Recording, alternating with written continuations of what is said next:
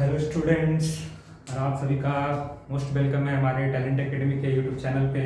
आज आपके लिए टैलेंट एकेडमी लेकर आया है एक बेस्ट विकल्प, एक बेस्ट सॉल्यूशन, जो कि हम जानते हैं क्लास 6 से लेकर 12 तक के बच्चों को केमिस्ट्री में बहुत सारे लोगों को डाउट होता है कि कैसे किसी रिएक्शन को बैलेंस करें। तो चलिए आज हम एक बेसिक सा तरीका सीखते हैं, how to balance any chemical reaction in just 10 minute and we can never forget these rules. So now we start how to balance any chemical reaction. And we have to learn how to balance the reaction. Balancing the reaction. We have to know how to balance the reaction. There are many methods to balance any reaction. We have to learn a simple quick method, a simple basic method which can learn any student. So now we have start. There is a basic method that we known as heat and trial method. Heat and trial method. For example, if we talk about a reaction, for example, when methane reacts with oxygen, it forms CO2 plus H2O. Now we have to balance this reaction. So in heat and trial method, we have to learn how to balance. So there is a trick. So just learn the trick. There is a hot trick, that is first we have to balance the metal and after that non-metal, after that hydrogen and after that oxygen. यानी कि पहले हम लोग को metal को balance करना है, उसके बाद नॉन मेटल को बैलेंस करना है, फिर हाइड्रोजन को और फिर किसको बैलेंस करना है, ऑक्सीजन को बैलेंस करेंगे हीट एंड ट्रायल मेथड से। तो चलिए हम इस ट्रिक को अप्लाई करते हैं। अगर हम इस रिएक्शन में देखें तो हमको मेटल कहीं दिख नहीं रहा है, आते हैं नॉन मेटल पे, तो नॉन मेटल हमारा कार्बन है। तो आप देखें तो रिएक्टेंट वाले साइड में हम जानते हैं एरो के लेफ्ट साइड वाला जो होता है वो हमारा रिएक्टेंट होता है, राइट साइड वाला जो होता है हमारा प्रोडक्ट होता है। तो हम रिएक्टेंट साइड वाले में देखें तो रिएक्टेंट में कार्बन 1 है और यहाँ प्रोडक्ट में कार्बन कितना है, 1 ही हमारा, तो ऑलरेडी बैलेंस है, उसको हम कुछ नहीं करेंगे। आफ्टर दैट आते हैं हाइड्रोजन पे। हाइड्रोजन दिख रहा है हमको कितना है, 4 दिया हुआ है और यहाँ कितना दिया स्टूडेंट, 2 दिया हुआ है। तो हाँ भी हमको 4 करना है। तो हम क्या जानते हैं, हमेशा जब भी बैलेंस करते हैं तो यहाँ 4 नहीं करेंगे, हम जब भी करेंगे तो क्या करेंगे, यहाँ पर एक कोएफिशिएंट आता है, जो भी कोएफिशिएंट आता है उससे हम क्या करते हैं, नंबर को मल्टीप्लाई करते हैं। अगर हम यहाँ 2 लिखें, it means 2 multiplied by 2, 2 multiplied by 2 that is 4, यानी कि रिएक्टेंट में भी 4 हो गया और प्रोडक्ट में हमारा ऑक्सीजन कितना, हाइड्रोजन कितना हो गया, 4 हो गया। अगर ऑक्सीजन की बात करें तो देखें तो रिएक्टेंट में हमारा ऑक्सीजन कितना है, 2, अभी कुछ नहीं है तो क्या है, 1 है, अब यहाँ 2 है। अगर प्रोडक्ट में देखें हम तो 2 ऑक्सीजन हमारा यहाँ है और 2 ऑक्सीजन हमारा कहाँ है, यहाँ है, तो 2 + 2 कितना हो गया, 4, टोटल 4 ऑक्सीजन इधर है प्रोडक्ट में, जबकि रिएक्टेंट में हमारे पास कितना है, 2 ही ऑक्सीजन है। अगर हम यहाँ 2 लगा दें तो 2 × 2 = 4 और हमारा ये रिएक्शन क्या हो गया, बैलेंस हो गया, बस चुटकी में ही। उसी तरह से और दूसरा एग्जांपल लेते हैं, देखते हैं, थोड़ा सा और बड़ा चलते हैं। जैसे मान लिया लिखा है C3H8 + O2 it forms CO2 + H2O। अगर इसमें हम अप्लाई करें अपना ट्रिक, तो चलिए ट्रिक अप्लाई करके देखता हूं। यहाँ रिएक्टेंट में हमको दिख रहा है कितना, 3 कार्बन है और यहाँ रिएक्टेंट में कितना कार्बन है हमारा, 1 कार्बन है। मैं यहाँ अप्लाई करता हूँ तो ये हो गया क्या हमारा, 3 कार्बन, यहाँ भी कार्बन बैलेंस, यहाँ भी कार्बन क्या हो गया, बैलेंस। अब देखते हैं, आते हैं हाइड्रोजन पे, हमारा नॉन मेटल बैलेंस हो गया। अब आते हैं कहाँ पे, हाइड्रोजन पे। हाइड्रोजन पे जब मैं जाऊंगा तो देखूंगा क्या कि रिएक्टेंट में 8 हाइड्रोजन है और प्रोडक्ट में हमारा कितना हाइड्रोजन है, मात्र 2 ही हाइड्रोजन है। तो यहाँ भी 8 करना है हमको, तो यहाँ मैं लिख दूंगा क्या, 4, 4 × 2 = 8, यहाँ भी हाइड्रोजन कितना हो गया, 8। तो ये हमारा हाइड्रोजन भी बैलेंस हो गया। अब बचा सिर्फ क्या हमारा ऑक्सीजन। ऑक्सीजन को चेक करें तो देखा गया 3 × 2 = 6 एंड 1 × 4 = यहाँ कुछ नहीं तो क्या होगा, 1 होगा, तो देन 1 × 4 = 1, यानी 6 + 4 कितना है, 10, यानी प्रोडक्ट में जो ऑक्सीजन है वो कितना है, 10 है।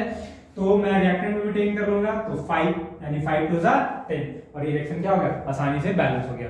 ये इसी तरह से और किसी रिएक्शन को देखते हैं। जैसे for example aluminium oxide react with the HCl, it forms aluminium chloride + water. जैसा कि हम जानते हैं कि मेटल ऑक्साइड बेसिक नेचर का होता है, when react with the acid it forms salt + water. चलिए हम इसको बैलेंस करते हैं। तो बैलेंस करने के लिए पहले क्या करना है, हमको मेटल को बैलेंस करना है। तो मेटल पे आते हैं, तो मेटल दिखा गया रिएक्टेंट में हमारा 2 एल्युमिनियम है, 2 एल्युमिनियम है और प्रोडक्ट में एल्युमिनियम हमारा कितना है, 1। एल्यूमिनियम है तो पहले हमको क्या करना पड़ेगा, इसको 2 करना पड़ेगा। अब एल्यूमिनियम हमारा कितना हो गया, यहाँ कुछ नहीं तो 1 था तो 2 1 जा 2, एल्यूमिनियम हमारा बैलेंस हो गया। अब आते हैं हम लोग नॉन मेटल पे, जैसा कि देख रहे हैं नॉन मेटल में यहाँ पर देखें आप प्रोडक्ट में तो 3 2 जा 6, यानी कि प्रोडक्ट में 6 क्लोरीन है, जबकि रिएक्टेंट वाले साइड में क्लोरीन कितना है, एक ही क्लोरीन है। यहाँ पे क्या करना है, 6 करना है। यहाँ 1 था, यहाँ मैं 6 लिख दिया तो 6 1 जा 6, क्लोरीन भी क्या हो गया, बैलेंस हो गया। इसमें किसी को डाउट? अब देखिए क्या है, जैसे ही क्लोरीन बैलेंस हो गया, अब फर्दर हम क्या करेंगे, फर्दर नॉन मेटल बैलेंस करने के बाद वापस आएंगे हाइड्रोजन पे। हाइड्रोजन को अगर चेक किया जाए तो दिख रहा है कि यहाँ पर है 6 1 जा 6, और यहाँ हाइड्रोजन कितना है, 2 दिया हुआ है। यहाँ इसको बैलेंस करना है हाइड्रोजन को, यहाँ में लगा दिया 3 3 2 जा 6, ये हाइड्रोजन भी क्या हो गया, बैलेंस हो गया। चलिए अब आते हैं ऑक्सीजन पे। ऑक्सीजन को अगर देखें हम तो ऑक्सीजन यहाँ कितना है, 3, यहाँ कुछ नहीं तो 1 है तो 3 1 जा 3, और यहाँ भी कितना है, 3 1 जा 3, यानी हमारा ऑक्सीजन भी बैलेंस हो गया। यानी इस ट्रिक से, इस हॉट ट्रिक मेथड से हम चाहें तो नॉर्मली किसी को भी हिडन ट्रायल मेथड से रिएक्शन को बैलेंस कर सकते हैं। बट बहुत सारे क्वेश्चन ऐसे आएंगे जहां पर ये हिडन ट्रायल वाला मेथड थोड़ा सा लेंदी हो जाता है और हम लोग बैलेंस कर नहीं पाते हैं। वैसे केस के लिए एक और सा तरीका है, एक और मेथड है, थोड़ा सा पहली बार इसे लेंदी लगेगा आपको, लेकिन वो भी आसान सा है। प्रैक्टिस करेंगे आप तो बहुत इजीली आप सीख पाएंगे, और इजीली आप किसी भी क्लास के, या तो वो 6 क्लास से लेकर 12 क्लास के लिए, सभी के लिए है, वो आप इजीली आप किसी भी तरह के रिएक्शन को बैलेंस कर सकते हैं। और उसका 110% का श्योरिटी है कि कभी भी आप रिएक्शन गलत नहीं बनाएंगे, नहीं बैलेंस करेंगे। तो चलिए हम उस मेथड को भी सीखते हैं। जैसा कि अगर हम देख रहे हैं इस रिएक्शन को अगर मैं बैलेंस किया हूं, इसी रिएक्शन को वापस हम इसी मेथड से वापस बैलेंस करने का कोशिश करते हैं। तो चलिए आप लोग पहले स्क्रीनशॉट ले लीजिए इसका। हो गया सभी का? चलिए ठीक है, अब मैं देखता हूं इसी तरीके, इसी रिएक्शन को एक दूसरे मेथड से बनाने का ट्राई करते हैं, जिससे हम इजीली उसको क्या कर पाएंगे, बैलेंस कर पाएंगे। जैसे मान लीजिए सेम रिएक्शन हमारा रहा aluminium oxide react with HCl, it forms aluminium chloride plus water. And there is also a method that we known as algebraic method. ये एक मैथमेटिक्स के जैसा है, इसमें कुछ नहीं करना है। हम क्या करते हैं, अपने हिसाब से मैथमेटिक्स के जैसा एक वेरिएबल्स लेते हैं, क्योंकि हम जानते हैं कि जब भी किसी रिएक्शन को बैलेंस करते हैं तो हम जानते हैं हमारा क्या आता है, यहाँ पर एक कोएफिशिएंट आता है। यहाँ कोएफिशिएंट मान लेते हैं हमारा a है, यहाँ कोएफिशिएंट हमारा क्या है, b है, और यहाँ मान लेते हैं कोएफिशिएंट हमारा c है, और यहाँ मान लेते हैं कोएफिशिएंट हमारा क्या है, d। ये जब मान लिए, इसके बाद हम क्या करेंगे, first of all we have to maintain a elemental equation. Elemental equation means element wise equation. कहने का मतलब ये है in the form of variables, जो वेरिएबल में माना हूं उसी वेरिएबल के हेल्प से हम क्या करेंगे, एक इक्वेशन बनाएंगे इसके बारे में, उसी को बोलते हैं एलिमेंटल इक्वेशन। जैसे हर एलिमेंट का अलग इक्वेशन बनाएंगे, जैसे हम देख रहे हैं यहाँ पर पहले एल्यूमिनियम है तो पहले हम क्या करेंगे, एल्यूमिनियम का इक्वेशन बनाएंगे। तो एल्यूमिनियम के बारे में देख रहे हैं क्या, यहाँ एल्यूमिनियम कितना है, 2 into A, that is 2A. After in product we can say that 1 into C, that is C। यानी कि एल्यूमिनियम का इक्वेशन आया हमारा 2 into A 2A is equal to aluminium equation कितना है, 1 into C C। ये हमारा एल्यूमिनियम इक्वेशन है। उसी तरह से ऑक्सीजन का भी बनाएंगे। ऑक्सीजन का क्या होगा हमारा, 3 into A 3A is equal to product में हमारा ऑक्सीजन एक ही जगह है, 1 into D, that is 3A is equal to D। ये हो गया हमारा ऑक्सीजन का। आफ्टर दैट अगर हम हाइड्रोजन के बारे में देखते हैं तो हाइड्रोजन का देखेंगे तो क्या मिलेगा हमारा, 1 into B, that is B is equal to product में देखेंगे तो 2 into D, that is 2D। Clear है स्टूडेंट, इसमें कोई डाउट?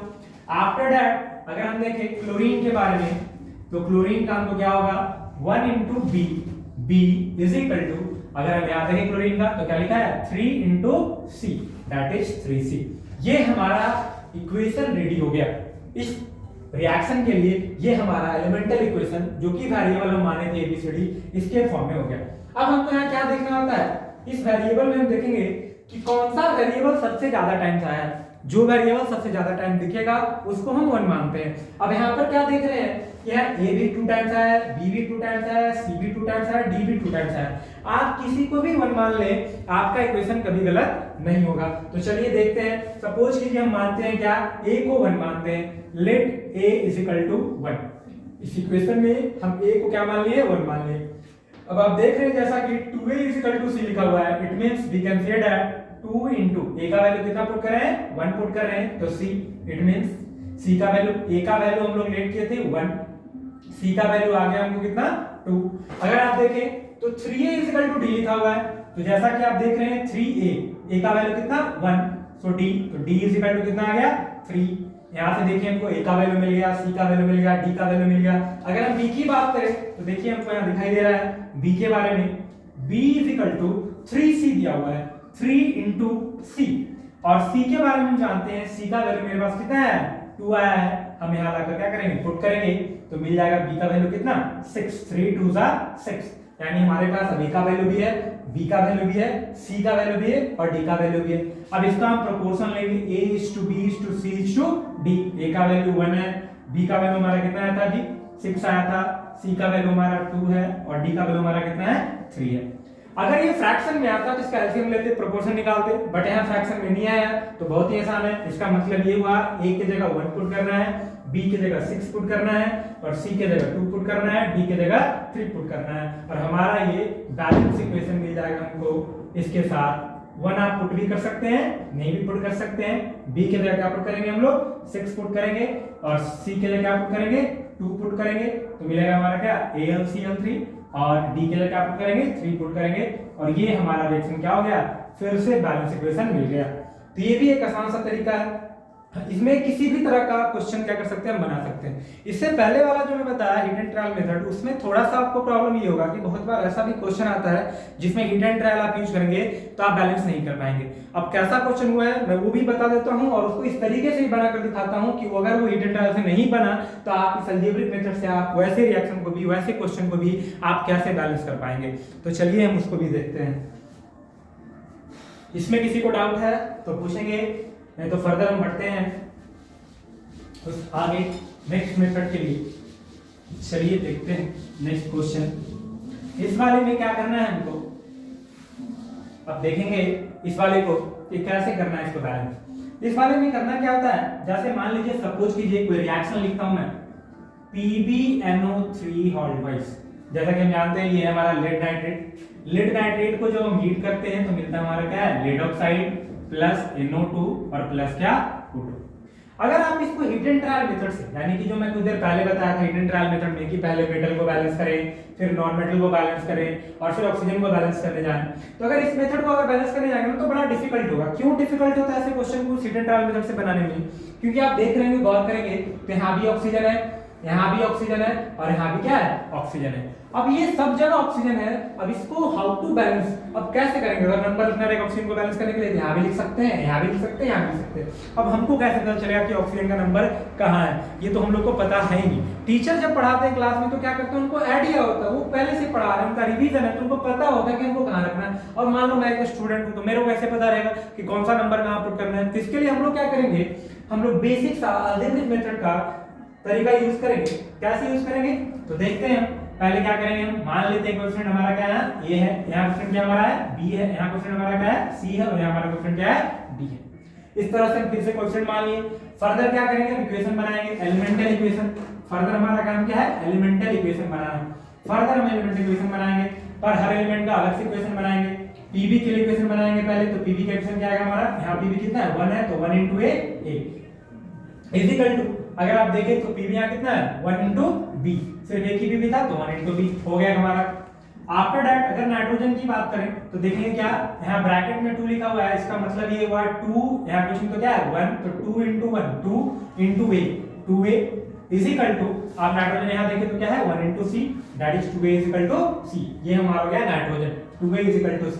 अगर हम आते हैं इक्वेशन देखते हैं किसका, ऑक्सीजन का, तो 3 2 जा 6, 6 into a, आप ऑक्सीजन का देखेंगे तो 6 into a that is 6a is equal to, अगर आप देखें ऑक्सीजन हमारा प्रोडक्ट में तो 1 into b b plus 2 into c 2c plus 2 into d 2d। Clear है, हम देख लिए। अब इस चीज को बैलेंस करके, अब पहले सबसे पहला हमारा काम क्या था, हम बोले थे पहला मेथड क्या है कि जो इसमें सबसे ज्यादा वेरिएबल दिख रहा है, आप देखें इसमें सबसे ज्यादा वेरिएबल कौन सा दिख रहा है, a दिख रहा है हमारा, हम a को क्या मान लेंगे 1, तो let a is equal to 1, हम लेट a को हम क्या मान लिए 1 सपोज कर लिए, ये हमारा कितना है 1 है। ये हमारे तरीके को और आसान बनाता है। अब जैसे ही देखिए आप a को 1 माने हैं, आप ध्यान से देखें तो b का a के बराबर इक्वल टू है, इसका मतलब हम लिख सकते हैं यहां से b इज इक्वल टू भी क्या 1, क्योंकि a b के बराबर है। जैसा कि आप देख रहे हैं यहाँ पर 2a is equal to c दिया हुआ है, तो हम बोल सकते हैं 2 into a का वैल्यू कितना है 1 is equal to c, so we can say that c is equal to 2। यानी हमारा यहाँ से एक और वैल्यू मिल गया, a का वैल्यू मिल चुका है, b का वैल्यू मिल चुका है, c का वैल्यू मिल चुका है, और एक बचा हुआ हमारा क्या d का वैल्यू। और वो d का वैल्यू देखिए आप इस इक्वेशन में दिख रहा है, जो कि हम लोग तुरंत फाइंड कर लेंगे। कैसे फाइंड करेंगे, तो 6 into a का वैल्यू कितना है 1, यहाँ पुट कर लेंगे, इज इक्वल टू b का वैल्यू कितना है 1 प्लस 2 into c का वैल्यू कितना है हमारा स्टूडेंट 2, तो 2 प्लस 2d, हमको d का वैल्यू चाहिए था। 6 into 1 6, 1 प्लस 2 2 जा 4। अब कुछ बच्चे क्या करेंगे यहाँ पर, कैलकुलेशन गलत नहीं करना है, कैलकुलेशन गलत होगा तो फिर सारा मेथड ही बेकार हो जाएगा। अगर कैलकुलेशन आप सही करेंगे तो कभी भी ये गलत नहीं होगा, 110% राइट रहेगा, चाहे आप चेक करें या ना करें बैलेंस करने के बाद कि बैलेंस हुआ हमारा, ऐसा की नहीं है, कोई जरूरत नहीं है। अगर आप कैलकुलेशन सही करते हैं तो चेक करने का भी जरूरत नहीं है आपको। आप कुछ बच्चे क्या करेंगे 2 + 1 3 into 2 6 लिख देंगे, तो वो नहीं करना है, आप उस कैलकुलेशन पर ध्यान देंगे। 2 into 2 4 plus 2d, 6 is equal to क्या हो जाएगा 4 + 1 5 प्लस 2d। इसको हम क्या करेंगे एलएचएस में लेकर आएंगे, 6 equal to 5 is equal to 2d, 6 - 5 that is 1 is equal to 2d, तो d इज इक्वल टू कितना 1/2। ये हमारा आ गया किसका इक्वेशन, यानी कि d का वैल्यू हमारा आ गया। अगर आपको यहाँ नहीं दिखाई दे रहा मैं क्लियरली लिख देता हूँ फिर से, आप यहाँ देख लें इसको, 1 इज इक्वल टू 2d, तो d इज इक्वल टू 1/2। ये हमारा आ गया वैल्यू d का, यानी हमारा a का वैल्यू मिल गया, हमारे पास b का वैल्यू, हमारे पास c का वैल्यू, और हमारे पास क्या है d का वैल्यू है। अब इस वैल्यू को क्या करते हैं पुट करेंगे, पहले क्या करेंगे फिर से रेशियो लेंगे a is to b is to c is to d। अब इस तरह से रेशियो लेंगे, a का वैल्यू हमारे पास कितना है 1 है, b का वैल्यू हमारे पास कितना है 1 है, c का वैल्यू हमारे पास कितना है 2 है, और d का वैल्यू अगर देखें तो हमारे पास कितना है 1/2 है। जैसा कि हम देख रहे हैं, अब क्या करेंगे यहाँ कुछ नहीं तो यहाँ भी 1 है, यहाँ कुछ नहीं तो यहाँ भी 1 है, यहाँ भी कुछ नहीं तो यहाँ भी 1 है। अब 2 फ्रैक्शन में दिया हमको तो क्या करेंगे 2 का एलसीएम, 2 1 1 का एलसीएम कितना होगा 2। बचपन में फ्रैक्शन का एडिशन पढ़ते थे तो क्या करते थे डिनोमिनेटर से इस एलसीएम को डिवाइड करते थे और फर्दर ऊपर न्यूमरेटर में क्या करते थे मल्टीप्लाई क्या करते थे। यहाँ भी हम वही करेंगे, 1 से पहले 2 को डिवाइड करेंगे, कितना आएगा हमारा 2, 2 into 1 कितना हो जाएगा 2, 1 से फिर से 2 को डिवाइड करेंगे कितना आएगा 2, 2 into 1 कितना हो जाएगा 2, फर्दर यहाँ 1 से 2 को डिवाइड करेंगे कितना आएगा 2, 2 2 जा 4, और 2 को फिर से 2 से डिवाइड करेंगे कितना आएगा 1, 1 into 1 हमारा कितना आ गया 1।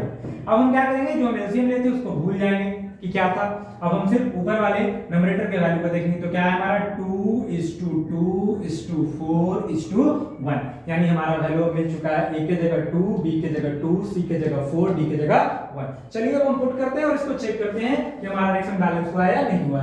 a के जगह 2 पुट करना है, तो 2PbNO3 whole twice it forms 2PbO plus 4NO2 plus 1O2। 1O2 इसमें आप लिख भी सकते हैं नहीं भी लिख सकते हैं। चलिए इसको चेक करते हैं बैलेंस हुआ कि नहीं।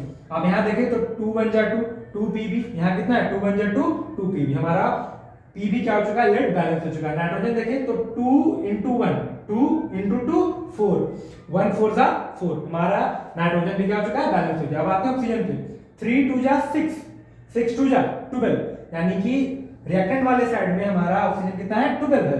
अगर हम चेक करें प्रोडक्ट में तो 2 1 जा 2, 4 2 जा 8, 8 + 2 10 और +2 12, यानी हमारा ऑक्सीजन भी क्या हो चुका है बैलेंस हो चुका है।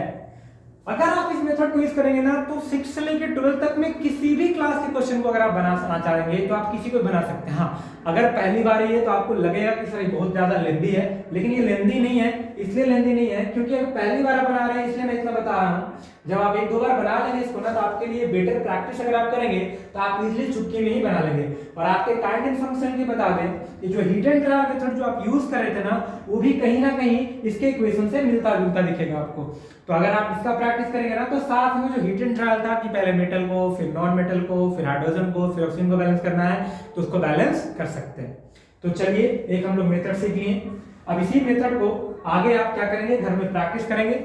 जैसा ही आपको कोई भी डाउट होगा आप कमेंट में आप चाहें तो अपना क्वेश्चन भेज सकते हैं या हम लोग को मैसेज कर सकते हैं। जैसा कि डिस्क्रिप्शन में हम लोग अपना नंबर दे देंगे, आप व्हाट्सएप पे क्वेश्चन भेज सकते हैं। अगर आपको किसी तरह कोई डाउट रहेगा तो आप पूछ सकते हैं। सो आपके लिए हम छोटा सा एक हेल्प किए हैं जिससे आप अपने बैलेंसिंग को इंप्रूव कर सकते हैं। 6 से लेकर 12 क्लास तक के किसी भी तरह के क्वेश्चन को आप बना सकते हैं। तो चलिए मिलते हैं नेक्स्ट वीडियो में। लाइक शेयर एंड सब्सक्राइब करें।